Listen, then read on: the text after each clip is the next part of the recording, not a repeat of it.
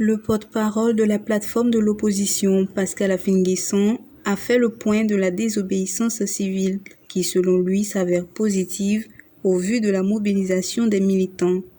C'était lors d'une conférence de presse qu'il a animée au siège du PDCI-RDA à Abidjan-Cocody.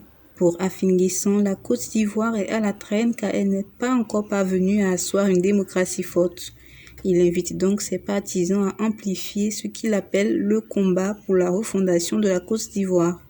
Une défaite signifierait que la dictature a triomphé et qu'elle peut s'exercer sans limite, sans borne. Et cela, le peuple ivoirien ne peut l'accepter. Nous sommes condamnés donc à gagner.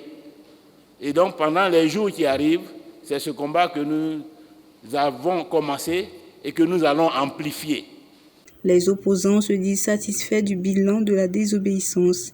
Ils affirment qu'elle a produit des effets, d'où les centres de vote réduits à la moitié. Toujours dans la dynamique de reconstruction de la Côte d'Ivoire, ils s'invitent à la dissociation de la religion et la politique. Il faut dissocier la religion de la politique. Il faut dissocier. Et on instrumentalise la religion. Je ne veux pas qu'on instrumentalise ni le christianisme, ni l'islam, ni une autre religion en Côte d'Ivoire. C'est très dangereux. Les guerres de religion sont d'une extrême violence.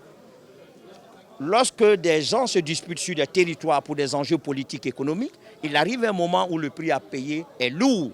Le tribut à payer est lourd, ils cherchent compromis et concession. Mais lorsque les gens se disputent pour des raisons religieuses, compromis et concessions paraissent haïssables. La plateforme de l'opposition, au cours de sa conférence de presse, a déploré les pertes en vie humaine et les dégâts matériels enregistrés.